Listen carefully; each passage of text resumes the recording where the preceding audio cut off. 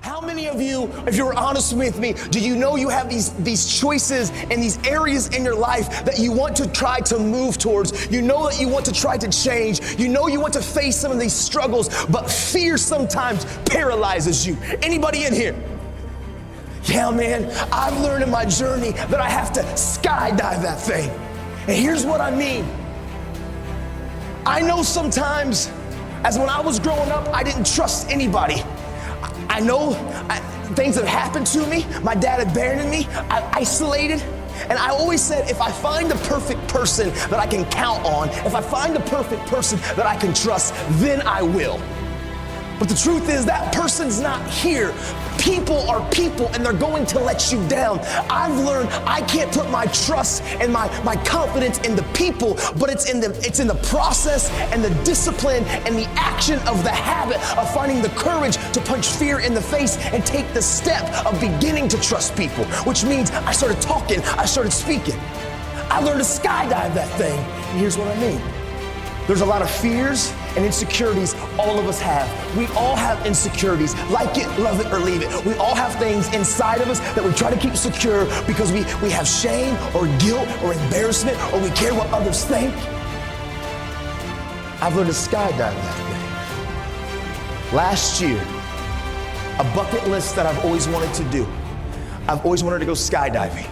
I'm an adrenaline junkie, but the problem is now, where I'm at in my life, I'm a husband and I'm a father. And I guess my wife doesn't approve of me jumping out of planes at 15,000 feet. So I thought something that I've always wanted to do, I was never going to get the opportunity to do.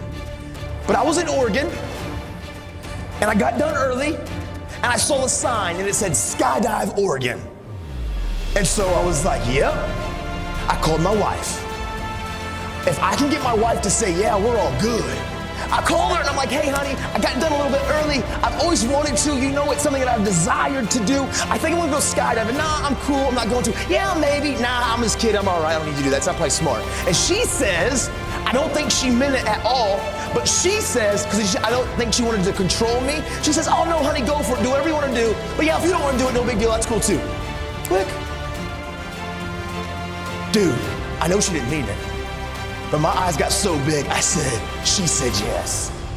So 20 minutes later, I call her. I'm packed up, I got an instructor around me, I'm at Skydive Oregon, and I call her, her eyes get so big, I hung up. She ain't saying no. I'm all in.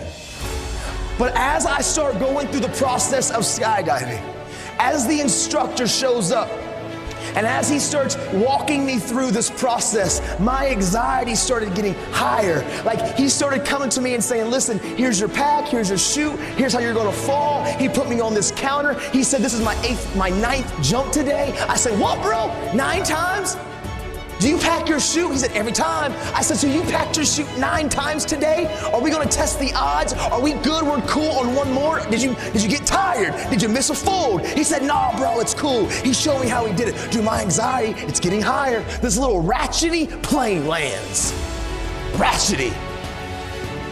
He said, all right, bro, let's get in, whoa. He's from Oregon, so he's already kind of weird and a hippie. As we get into the plane, we start ascending. He slides in behind me. My anxiety is on 10. Just like some of you, when you know you need to trust, you know that you want these areas in your life that you're insecure, and you get to the edge and fear paralyzes you and anxiety gets higher. Dude, I was right there. I've always wanted to do this, but through the process, I was so uncomfortable. As we get to 13,000 feet, he said, listen, bro, we got 6 connectors. 1, 2, 3, 4, 5, 6. I'm gonna connect this. I'm gonna hit all 6 3 times. Do this. Woo! You're gonna do it. You know, I know, we're secure. Skydive Oregon. I'm like, 13K. He pulls the door up. He says, listen, the free fall is only gonna be about 30 to 40 seconds. I want you to experience this moment. So we're gonna scoot to the door. We got 2,000 more feet of climbing. As we scoot to the door, and as we begin to get to that place, I want you to lean out of the plane. I'm holding on, and I'm like, no! He said, okay, now we're there. Here's the next piece that I want you to do. I want you to take the bottom of your feet and touch the bottom of the plane and hang there. I got you. And I'm like, no! Dude, I was terrified. In that plane, which was the safest place that I could have been, I've never felt more anxiety and fear in my life, even though I've always wanted to do it. But soon as I trusted the process, and soon as I trusted the community of those entrusted to help me learn to skydive, as soon as he got to that place at 15K and he said go, and I took that step, and we skydived that thing, all the anxiety, all the fear, it evaporated.